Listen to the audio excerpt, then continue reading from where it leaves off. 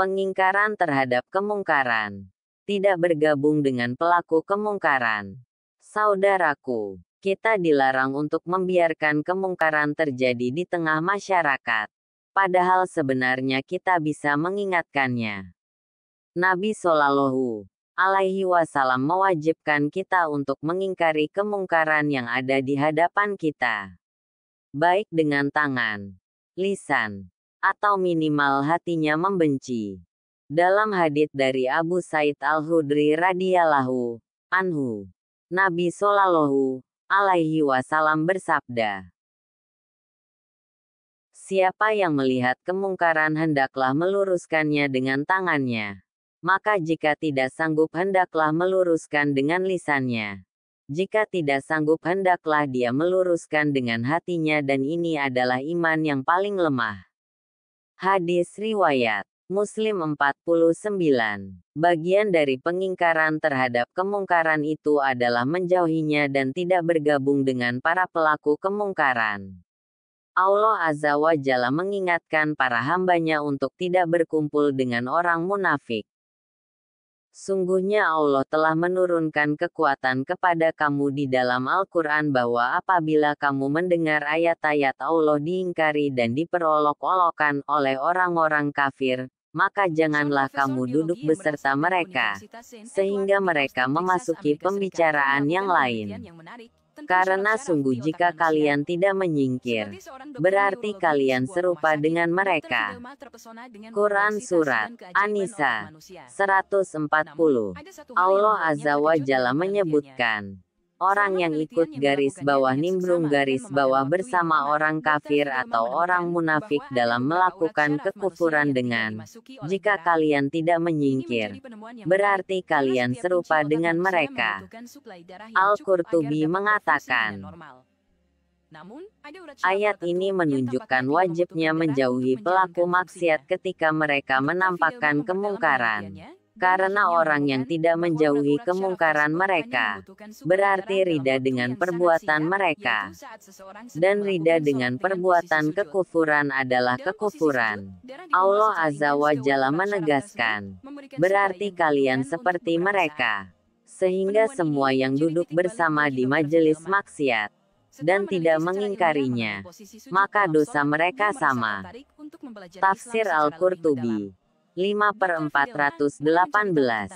Allah Azza wa Jalla berfirman, kamu adalah umat yang terbaik yang dilahirkan untuk manusia, menyuruh kepada yang ma'ruf, dan mencegah dari yang munkar, dan beriman kepada Allah.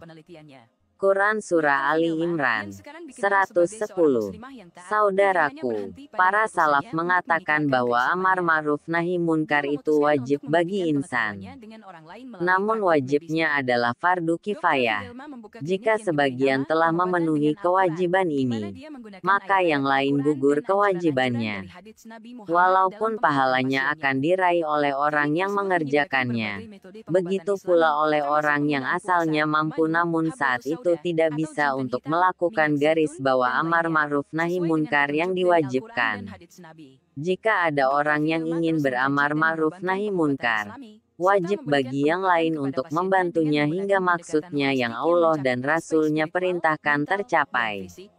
Allah Azza wa Jalla berfirman, dan tolong menolonglah kamu dalam mengerjakan kebajikan dan takwa. Dan jangan tolong menolong dalam berbuat dosa dan melampaui batas. Quran Surat Al-Maidah 2. Setiap rasul yang Allah Azza wa Jalla utus dan setiap kitab yang Allah Azza wa Jalla turunkan, semuanya mengajarkan amar ma'ruf nahi munkar. Yang dimaksud ma'ruf adalah segala istilah kebaikan yang mencakup segala hal yang dicintai dan diridai oleh Allah Azza wa Jalla. Sedangkan yang dimaksud munkar adalah segala istilah keburukan yang mencakup segala hal yang dibenci dan dimurkai oleh Allah Azza wa Jalla. Meninggalkan amar ma'ruf nahi munkar adalah sebab datangnya hukuman dunia sebelum hukuman di akhirat. Janganlah menyangka bahwa hukuman meninggalkan amar ma'ruf nahi munkar bukan hanya menimpa orang yang zalim dan pelaku maksiat, namun akan menimpa seluruh umat manusia. Saudaraku, orang yang melakukan amar ma'ruf hendaklah orang yang faqih paham terhadap yang diperintahkan dan faqih terhadap yang dilarang. Begitu pula hendaklah dia halim santun terhadap yang diperintahkan. Begitu pula terhadap yang dilarang. Hendaklah orang tersebut orang yang halim terhadap apa yang dilarang. Ketika dia melakukan garis bawah amar ma'ruf nahi munkar, hendaklah ia bersikap lemah lembut terhadap apa yang ia perintahkan dan ia larang. Lalu ia harus halim dan bersabar setelah ia beramar ma'ruf nahi munkar. Sebagaimana Allah Azza wa Jalla berfirman dalam kisah Luqman. Dan suruhlah manusia mengerjakan yang baik dan cegahlah mereka dari perbuatan yang mungkar dan bersabarlah terhadap apa yang menimpa kamu.